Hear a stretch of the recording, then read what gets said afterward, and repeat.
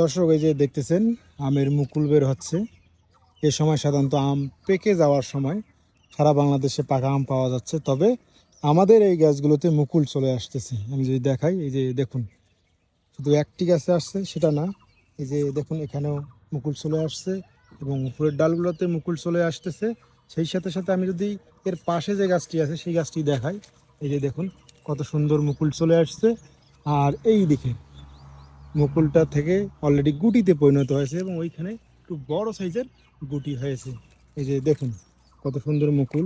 এই গাছগুলো আমাদের আদর্শ মাতৃকলম গাছ, বাড়ি 11 আমের চারা, বাংলাদেশের বাড়ি গবেষণা কেন্দ্র উদ্ভাবিত একটি ভালো জাতের আম, 12 মাসি আম আমাদের বড় বস্তায় আছে এবং এগুলো আমাদের লাগানো আছে।